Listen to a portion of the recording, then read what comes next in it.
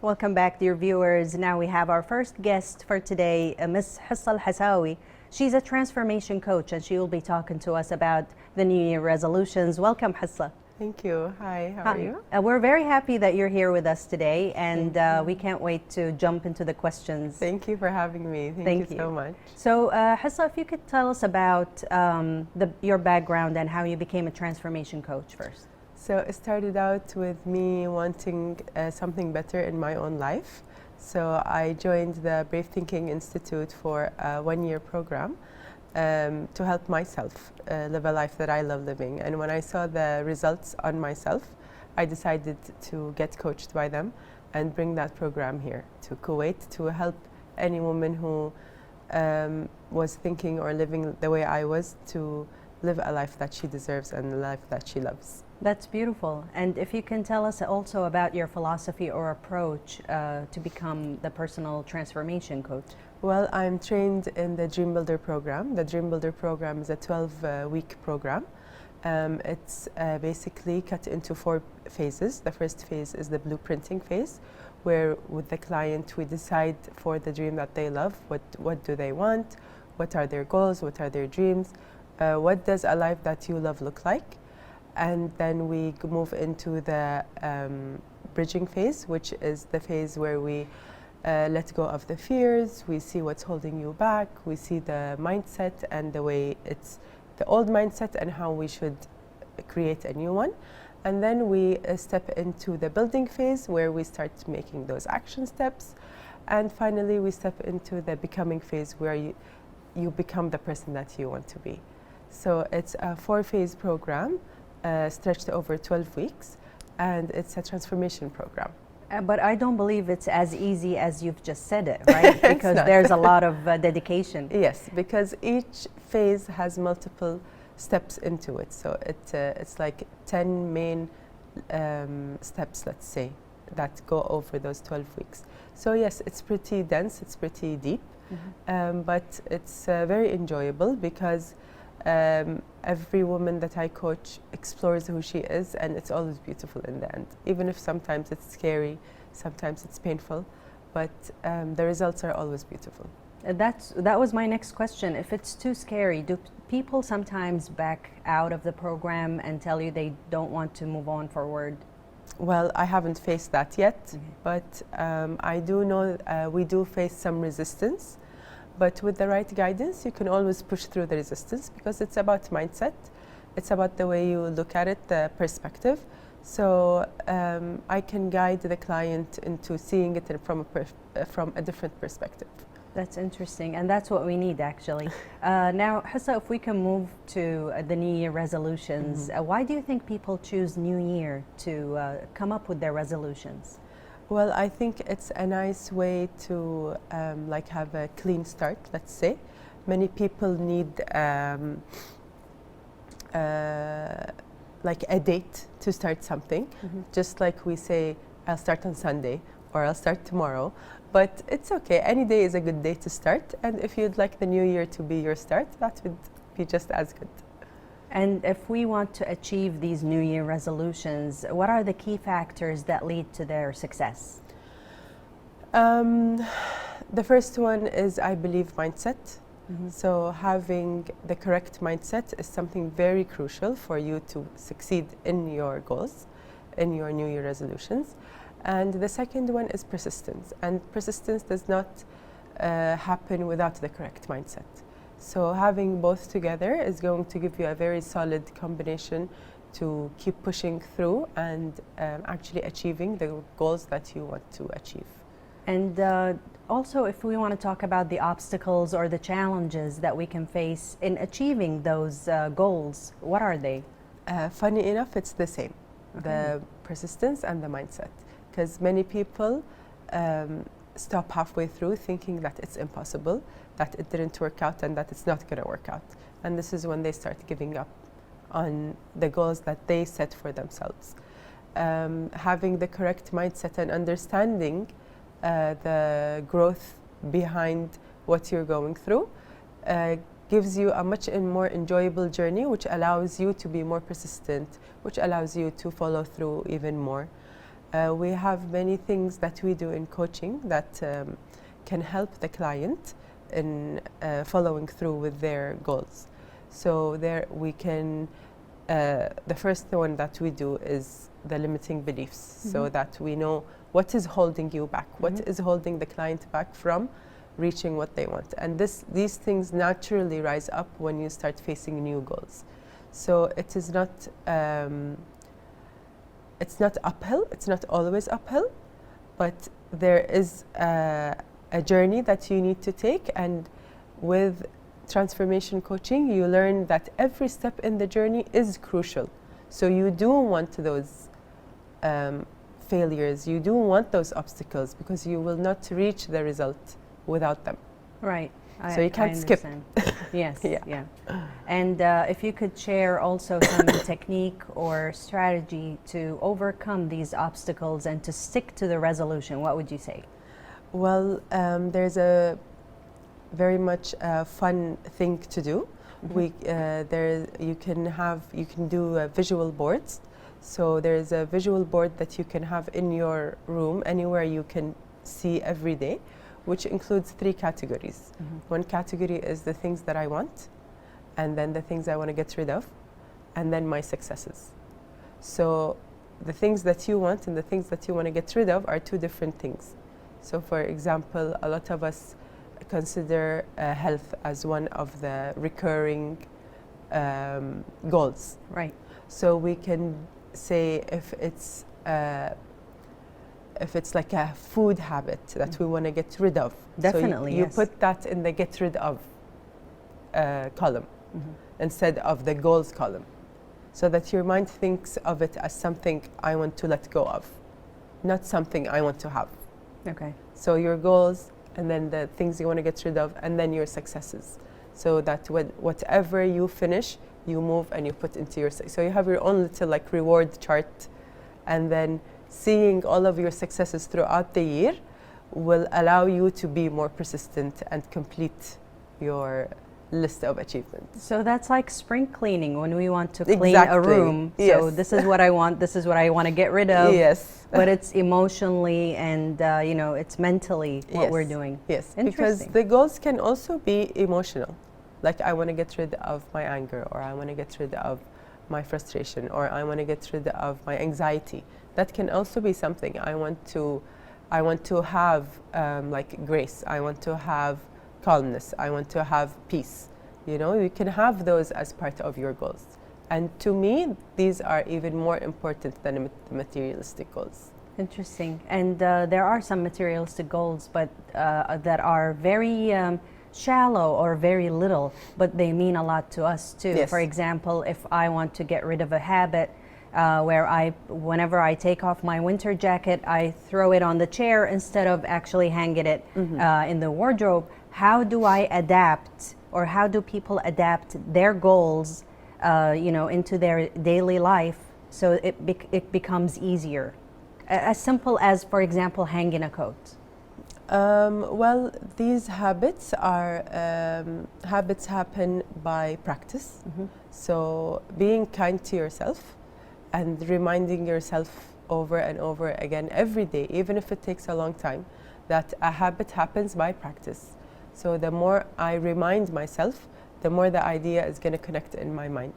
So I don't believe that there are anything that's shallow or like unnecessary. Any goal that anyone wants for sure has some sort of benefit for them. And having just the ability to build a habit in itself is enough as a goal. So if it is just, instead of throwing my jacket on the floor, I want to hang it, that in itself is you teaching yourself that I can create a habit. Right. So being kind to yourself, talking to yourself, whenever that jacket falls on the floor, you can tell yourself, it's okay, let's do it again today. Let's do it again today. As if you're talking to a child, let's say. Yes. So you talk to yourself the way you would talk to your child. You shouldn't be as harsh as we usually are with ourselves, because when we're harsh with ourselves, we become resistant. So I agree. being kind to ourselves maybe would help us have those habits, and then realize that it's okay for you to take long doing a habit, Right. as long as it gets done with time. So doing it again and again and then slipping, that's part of the process, because you slipping is your mind wanting to go back to its old habits. So that's okay. But you telling it to do it again, this is you building the new habit. That's beautiful. Yeah. Yeah, and thank you for clarifying that. Now, we will be right back, but after a report. Ladies and gentlemen, we have a report for you. Don't go away. It's about heritage, and we'll be right back with Ms. Hassa Al-Hassawi. Thank you.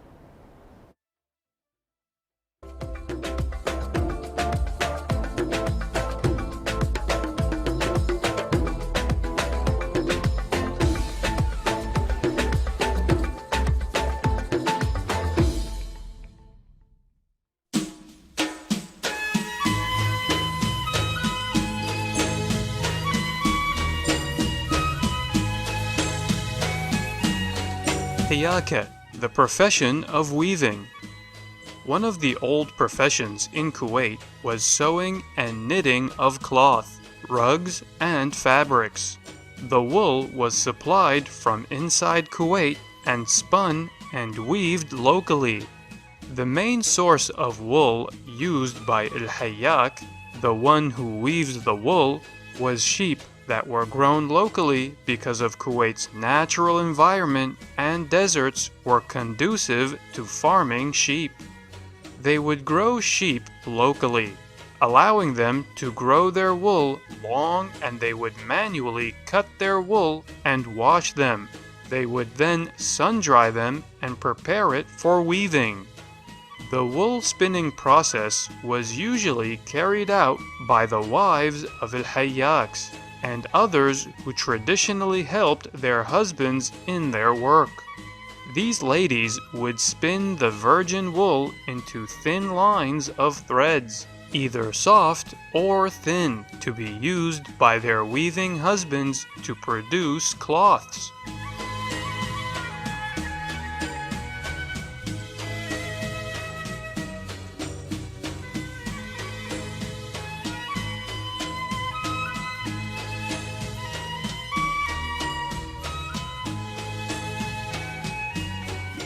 The profession of tailoring is one of the oldest professions in Kuwait, where the employer, or the mu'azzib, employs a number of tailors, also called khayatin, to carry out this profession.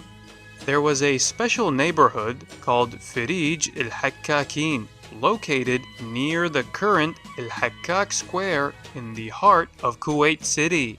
Some sewing workshop owners, or mu'azzib, had a large auxiliary room, or diwan, attached to their homes to store the looms produced, and would employ up to 30 khayyats, or tailors or seamstress, who would sew the bishts on site.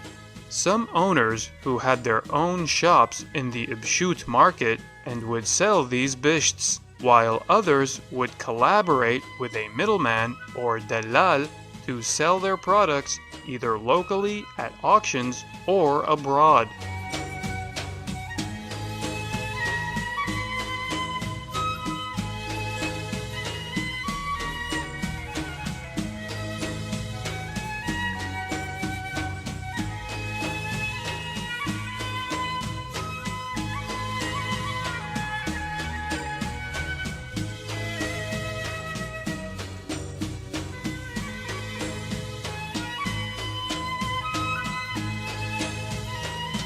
The Kuwaiti workers usually worked during the day and would be paid in exchange for every bisht they sewed.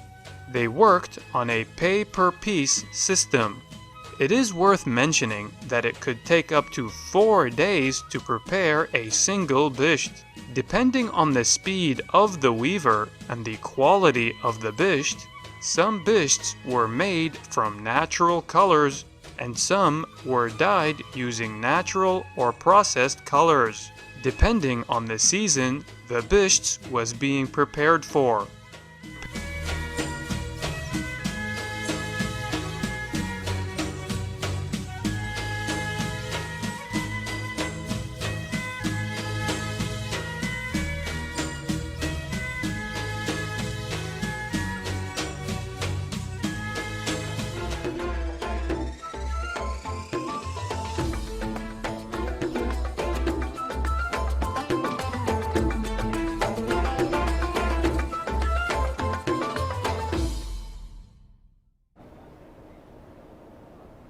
Welcome back, dear viewers. We are still here with Hissa Al-Hassawi, the transformation coach. Hissa, now we want to talk about the mindset. So you've mentioned that the mindset is very important in achieving goals. Why is that? Well, it's the base. It's the base of anything and everything that you do. So anything that you're doing, even if it's cooking a cake, baking a cake, your mindset is the one that's doing it. So let's say the back end of all of your work is your mindset. So if the back end is not organized, if the back end has, we were just talking off of air, like the harsh talking or the critical mind, or it would end up coming out in your work. Okay, it will affect it. It will affect it, yes. So if you have any New Year resolution that you want to work on, and your mindset is not ready for it, it will not allow it to happen. As much effort as you put from the outside. So you have we have our conscious mind and our subconscious mind. With the mindset, we're working with our subconscious mind. We want to know what those behind the scenes thoughts are, because these are the ones that are running the show. Yes. They are 95% of your thoughts. Only 5% of your thoughts are conscious. So we are only aware of 5% of our thoughts. So if I want to say, I want to start a new business, but my subconscious thoughts are of, I can't, I am not able, I can never do anything, I am a failure. No matter how much effort I put in saying, I want to start a new business, I want to start a new business, I want to stand up on my own, the 95% is going to win.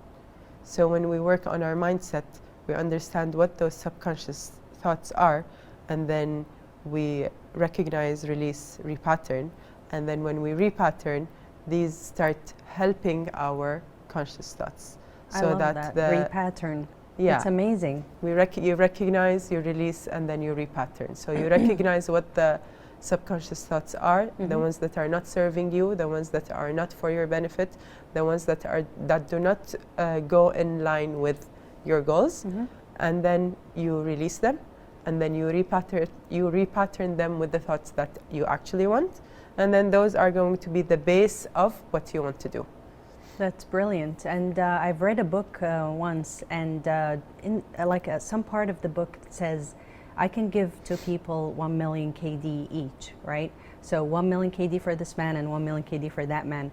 If this man has the right mindset, he will invest in the million and they will multiply. Yes. If this man has the wrong mindset, the million will vanish and they will blow it away, right? Yes. So then, back then I didn't understand the mindset, but now that you're explaining it, it's actually the mechanism that we work with, right? Okay, interesting. Yes. And can we stay motivated during the year, like the whole year? Sometimes people find themselves motivated for 1 week, 1 month tops. What about the whole year? How do we stay motivated? Well, this is part of the mindset. So I like to teach my clients the concept of the wave. So everything comes in waves, because even our motivation, even our energy, even our the way we think, even things as they move around us to happen, they come in waves. We find ourselves at times when you're at a high, and then there are days when you're at a low. But the idea is, when we are at the low, do not build a house there. Don't build a house at the low. You want to understand that it's a wave, and there will come a time when it's going to go up again, and then when it's going to rise again. So in the days when it's at a low, there are things that you do, and then when you're at a high, there are things that you do. So this is how we start working with the mindset. So when we're at a low, when we're not motivated, we do not have high energy, that's a time to rest, that's a time to probably clean, that's a time to cleanse and to remove distractions. And then at a high, when we're at a high, that's when we start working, that's when we start creating, that's when we start doing things. So it's a waves, and you need this for that to happen. You need the lows for the highs to happen. So it's like the car is moving. Don't stop the car. It's always moving. Yes. Even when you're at a low, you're still moving. Okay, interesting. And can this lead to a long-term change if I stick to my resolution? Absolutely, way. absolutely. It will lead to long-term change, because the beautiful thing that is that you will learn the habits that are coming with that resolution that you put. So what is important is, in those highs and lows, there are many lessons that you will acquire. And it's in those lessons who you will become who you want to be. It's not in the outcome. So Wow. remember, in the 4 phases, the 4th phase is becoming. Right. Becoming the person you want to be. Becoming the person does not mean I got the job that I wanted, or I got the money that I dreamed of, or like the husband that I wanted. It's not that. It's becoming the confident person. It's becoming the secure person, and it's The resilient person that resilient reached person. there. Yes. Yes. Yeah. And this only happens because of those highs and lows and highs and lows, and that Wow. persistence and that resistance. And you've mentioned habits, Hissa, and we want to talk about the role of habits in the personal transformation. What do you think? I think habits are the outcome of the mindset. Okay. So you create your mindset, and then you decide what habits you want, and then you create those new habits, keeping in mind that we are living our life with already existing habits. So we know how to create habits. It's not that we don't know. No one does not know how to create habits. We are all living in current habits. We just want to create new ones. So having an understanding of how to work around your mindset, how to use your subconscious thoughts, how to use your conscious thoughts to reach your subconscious thoughts, how to work with your fears, how to work with your limiting beliefs. And then this will help you create the habits that you want, that you know would allow you to have the resolution that you have decided that you wanted. And Hissa, we've asked this question, but it was off air when we were talking, you and I. Have you ever set a New Year's resolution, and are you achieving it or not? So please tell us about that. Well, I don't usually set New Year resolution, because throughout the year I'm working on my vision statement and I'm working on my goals. So it's a continuation of what I have already started in 2023.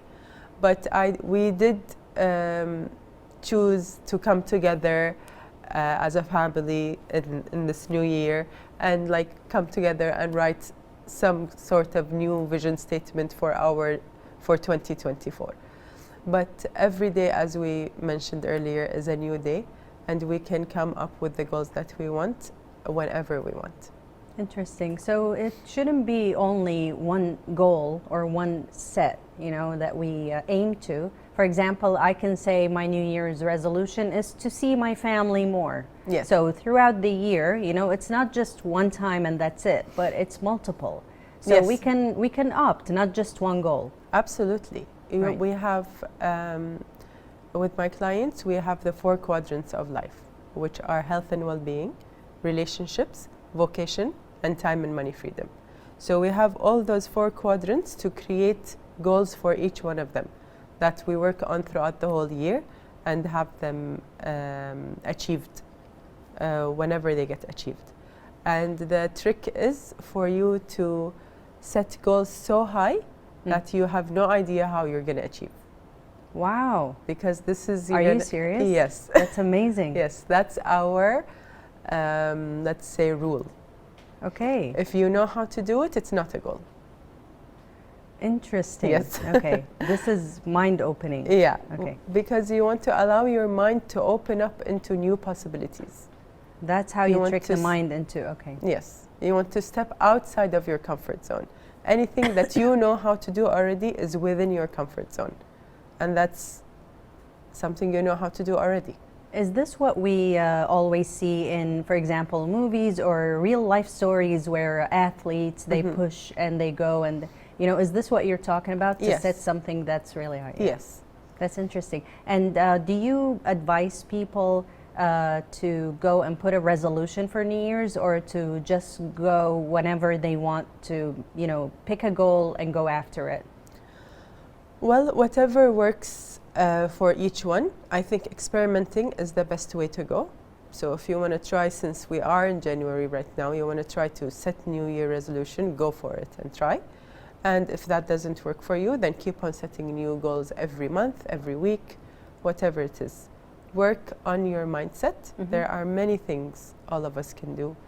There are so many books, beautiful books that can be read to help with the mindset and creating the life that you love. But I don't think that they should do the New Year resolution. Like if January passed, it's over. I'll try again 2025. No. That's my excuse every year.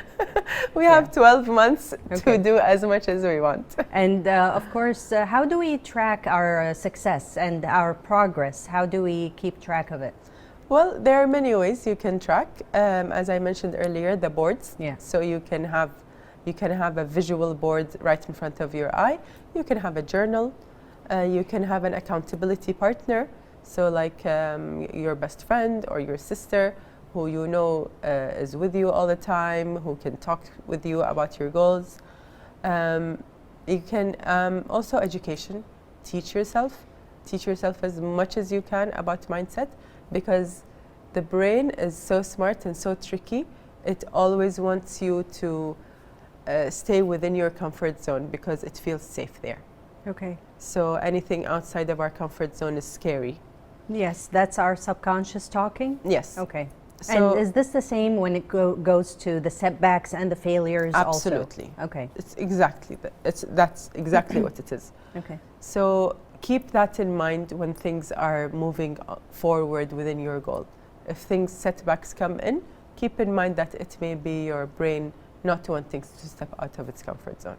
So we shouldn't be very harsh on ourselves when it goes to setbacks or failures in pursuing our goals. Okay, so yes. we think positively, but it's normal, right? Absolutely. And it's a normal reaction if we want to not blame ourselves, but be harsh with ourselves. Yes. It is a normal reaction because it's the way we've been, let's say, taught how to talk to ourselves.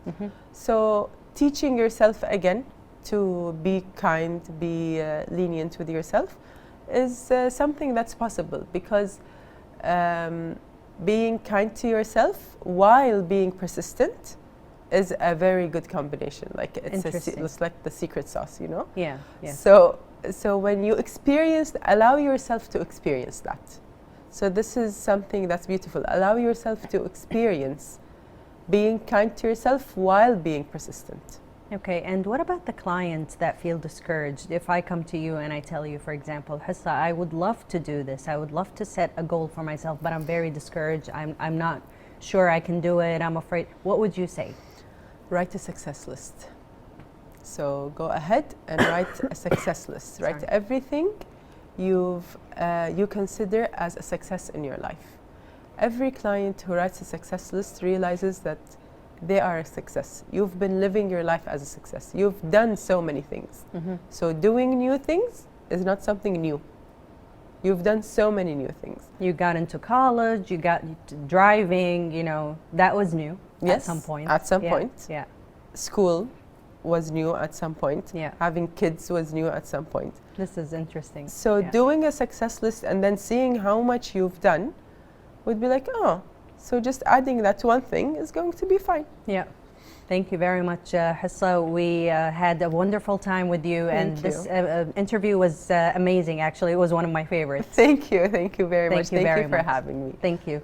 We want to thank Hissa Al-Hassawi, Transformation Coach, for her information and for her guidance today. And dear viewers, we have a report of Underwater Museum, so please stay tuned.